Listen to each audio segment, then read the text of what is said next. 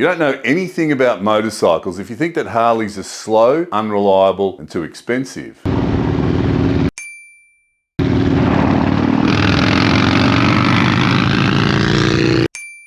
All right, now check this out. We were going so fast, the R1 has fallen apart. Look at this.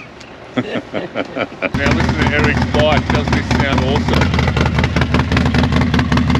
One thing I've learnt from reading the hate comments is that the trolls know nothing about motorcycles. But I love them anyway. They help the channel when they comment. Triggered. Now that's the old not dead secret symbol. Of course I can't say what it means. Fascinating. I never see a Harley owner go to a sports bike video and say, "Hey loser, you paid 30k for a bike that only a midget can ride, and you're stuck in the push-up position with a seat like a wedgie. Oh yeah, I forgot, you can't even use more than first gear or second gear. Superior." So there are three main whinges that trolls make against Harleys, and they're interesting. So that's Harleys are slow, Harleys are unreliable, Harleys cost too much, and you need to spend extra on mods. So let's get into it and answer this life-changing question. Are trolls the wise men from under the bridge that we should listen to, or are they just plain stupid? Let the fair trial begin. Hi, my name's Eamon. Welcome to the channel. If you're a supporter of the channel, don't forget to check out the website. There's some great gear available like t-shirts, stickers, patches, who knows? One of everything. Just jump on the website and have a look. Number one, Harleys are slow. Yes, many Harleys are slower than sports bikes, and we don't care. The age-old saying is that it's more fun making a slow bike go fast than a fast bike go slow. It's very true. Who the hell wants to fold themselves into a pretzel and sit on a $20, $30, $40,000 race replica riding around in first and second gear? And don't say you don't do that. That's Power Ranger lies. Because I don't get overtaken on the hog too often. I can do 300. Been there, done that. Boring as all bejesus. But the big question is, are they slow full stop, or are they just slower than a 200 horsepower sports bike designed for a track? How do you define slow? How do we judge it? Comment below. When a troll comments, "Harleys are slow because I own a super bike, blah, blah, blah," the appropriate response is, "You are an idiot." Even a 3-year-old knows you don't compare a hammer and a spanner. They have different functions. Now my current Street Glide has over 130 foot-pounds of torque and horsepower. You wouldn't say that's a slow bike. It's got more zap than the first super bike I owned in the early 80s, the Z1000, probably more go than the first few super bikes I owned. So let's compare a Harley to some other bikes that are the same type of bike. I'm going to focus mainly on torque and weight because that's what gets you off the line fast. Torque is what makes a Harley fun. Now the Indian Chieftain seems to be similar to a Street Glide. In standard kit, they both have 119 foot-pounds of torque at 3000 RPM. The Indian has 3 degrees less lean angle, but the weight is very similar. Now who else can we compare it to? A Honda Goldwing. Honda Goldwing has 6 foot-pounds more torque. That's at 125, but it weighs more and it's got a shaft drive which is less efficient in getting the power to the road. What about a Kawasaki Vulcan 1700? That's their touring bike, 107 foot-pounds of torque, weighs more than the others, completely out of the race. And then there's the newer BMW R18 Transcontinental. It weighs a lot more than the Street Glide and has less torque at 116 foot-pounds. Now they're all very similar, and I'm going to argue that the Harley Davidson wins this. Yay! The Indian is very close, and it's actually great to have competition to kick Mr. Harley Davidson in the pants. It keeps the improvements coming. Now paper specs like this don't matter at all. In the real world, unless you're in the king of the baggers and you're looking to shave fractions of a second off a lap, doesn't really matter if your bike's a little faster or a little slower. What's important is, do you like it and does it feel good to you? Personally, I always do something to make my Harleys faster. All right, now check this out. We were going so fast, the R1 has fallen apart. Look at this. Dave, the R1 rider, was that a slow ride? No, that was fine. It was That was fine? Very safe, very legal. Ah. It's good. He's cheeky, isn't he? Alright, so we're going to try an interesting experiment. Eric's new bike is a 117, a Road Glide ST, but he just happens to have the same cam, an S&S 475, and I've got a 114 with a 475 cam. So what sort of a tune have you got though, do you know?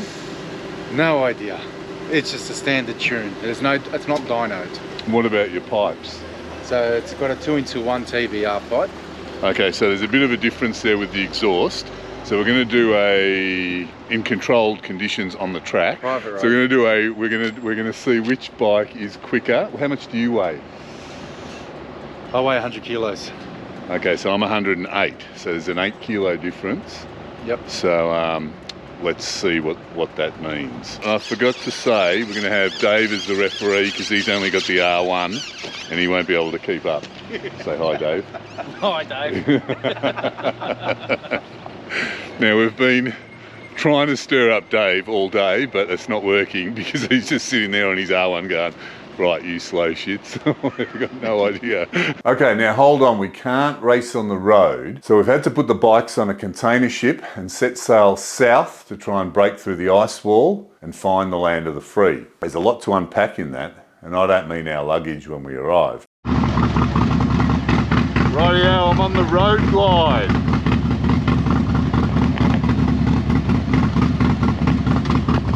Let's see how this thing goes.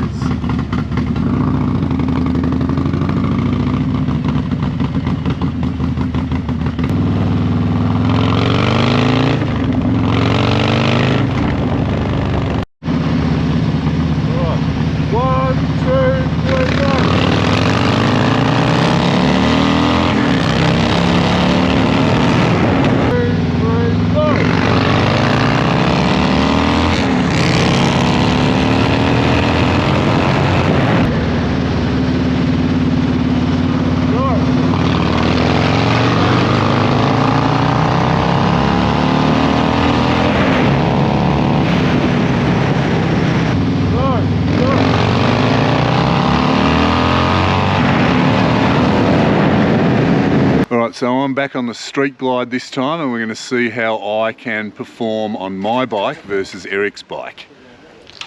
1, 2, 3.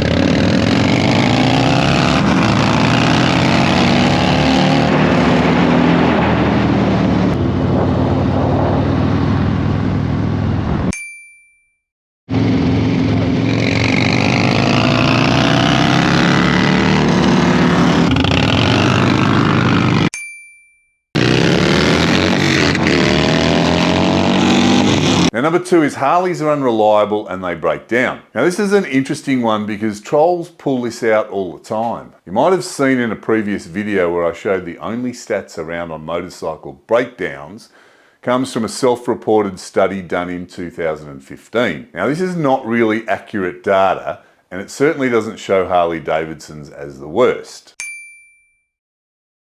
Now here's something to consider. Harley Davidson had a period where a company called AMF owned Harley Davidson and quality control was substandard, they say, because that was in the 70s before my Harley days. So any troll that brings that up, well, if they're talking about the 1970s bikes, maybe don't smash them, but seriously, just see them for who they are, Mr. Stupid. Here's another thing to consider about Harleys. They're made to cruise and engineered with a particular customer and use in mind. And then what we do is we modify the crap out of them and expect them to be reliable. You see, not everyone thinks the process through correctly. Let's say I put higher handlebars on and I don't extend the electrical cables. I just reroute them because it looks okay. Now, if something goes wrong later, well, who do you blame? What about if I up the torque and horsepower of my engine? I'm seeing builds that are up to 190 in both horsepower and torque. That's insane for a cruiser. Fun. Depending on who you talk with, you should also replace this part and that part And then there's lots of different opinions on what should be done in and around your engine mods. Now, if I'm riding my high horsepower Harley hard and something goes pop, whose fault is that? So many Harleys are show bikes or potentially going to be show bikes. Or if you're not mechanically minded, but you want a show bike, well, it's going to be in someone else's workshop a lot. Now, I'm not saying don't do all these things, they're fun. I'm saying Harley life is probably either lots of kilometers touring or lots of mods, or both. So it stands to reason that there's going to be a lot of time in the workshop and more time than any other bike that's not modified. I've found everything and all the major brands are similar. Look after them and you'll have no problems at all. Well, Eric's got a new bike. He's had a crash on his old bike, not his fault. A lady's clipped his bike and destroyed it. So he's got himself a new, and he's a trader for doing this, he's got himself a new road glide, not a street glide, he's got a bloody road glide. Yeah, please don't watch another video where I called what I said about road glides. So he's feeling guilty already. I am. Damn it. Now Eric's new bike is absolutely awesome.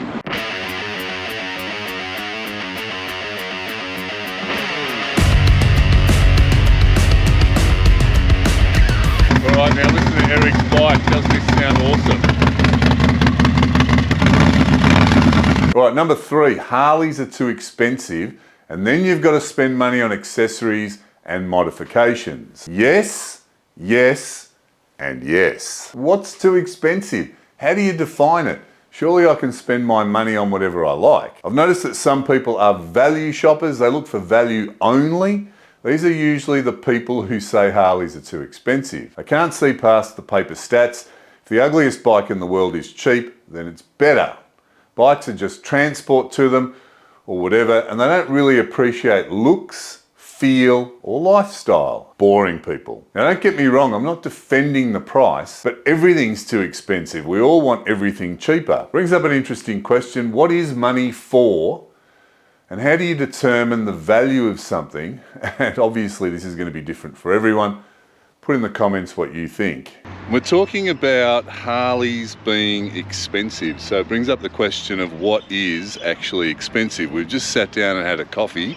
Eric paid for the coffee. How much was the coffee? $50. Yeah. No, one coffee. One coffee, I think about $4.50. So, is that expensive? What makes something expensive? $4.50 for a and bit that was of black, no milk or nothing. Don't forget. Yeah. So a bit of water. Yeah, a bit of water pushed through some coffee beans. That's it.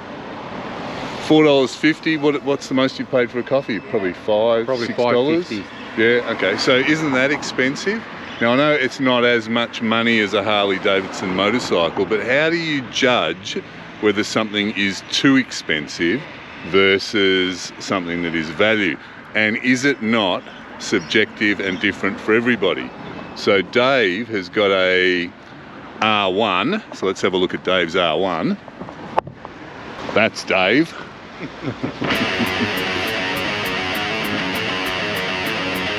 An R1 has to cost probably half the price of a Harley? No. About a third. About a third, yeah? Yeah. Does that mean it's better value? Like, who thinks an R1 is better value than a Harley Davidson? Not me. Well, I don't either, but like, I know it'll go a lot quicker. So I guess if you want to go a lot faster or you want to perform better up Arthur's Seat or on a racetrack, well, yeah, of course an R1 is going to be better. But if you want to be comfortable, I don't know. Let's say you want to be comfortable, would you pay 3 times more for a Harley? I did twice, so yes. Now the Indian Chieftain is priced very similar to a Street Glide, which is sensible of Indian because it's the closest competition. Honda Goldwing is a similar price, if not more. The BMW Transcontinental is a little cheaper, but that makes sense because basically they're the new kids on the block and they need to build acceptance. The Kawasaki is the cheapest by far, and that's not unusual for the Japanese brands. But you've got to also remember that Harleys have a better resale value than all of the other bikes Now, in my opinion, you don't need to spend any money on accessories or modifications. They're fine as they are, especially the newer models, because they're made for the purpose of cruising. Me personally, I have to spend money on accessories and modifications because I want my Harley to go harder no matter how it comes out of the factory. It's fun doing that. I'm guessing that Mr. Harley Davidson looks at the stats for its customers' height and weight and habits and makes the bikes to the appropriate size and specs. I'm 6'4", that's 1% of men in the United States are 6'4". So how stupid would Mr. HD be to make the bike for me and my height? So I love the fact that I can choose from hundreds of seats that push me back from the dash. I never use the stereo on the Street Glide, so I'm glad I'm not paying more for some killer awesome stereo. Those that want to blast their favourite tunes can modify that part of the bike. Now, being able to easily modify a Harley is one of the biggest pluses to owning one. Personally, I always buy what I like the look of. For me, that's the Street Glide. Now, looks are subjective, but I think most people are going to agree that if we show these bikes to a panel of non-motorcyclists, the consensus is going to be that the black Street Glides look the best. Winners are grinners. You can't handle the truth! Now, there's an easy way to judge a winner. When someone tries very hard to emulate, they've basically flagged the winner. That's the person or company that they're trying to emulate. If everyone's copying Harley Davidson for whatever reason, they've basically said by default that Harley Davidson is the best and that which we will aspire to. Right or wrong doesn't matter. Business-wise, it's obvious. Brands like Indian and even BMW are making copies. If they can pull that off, it's sensible. They're trying to take a slice of the pie, and in return, we as consumers get a much better product because Harley Davidson's forced to compete. So be happy. Now, with trolls, it's similar. They wouldn't be triggered if they didn't feel inferior in some way. Some of my funniest moments are reading their uninformed and obnoxious comments. They're unwittingly helping the channel. I get my jollies from that. I love that. So Harley Davidsons aren't slow. They're certainly reliable. I've been riding them since the early 1990s. Now, as for too expensive, well, you know, we all want to pay less. So in my opinion, Harley Davidsons are beautiful bikes. Check out my video, 5 reasons you think Harley Davidsons are beautiful. Have a look. It features some absolutely iconic bikes. Don't forget to like and subscribe. Check out the website for some great supporter gear. Thanks for watching. I'll see you on the next video.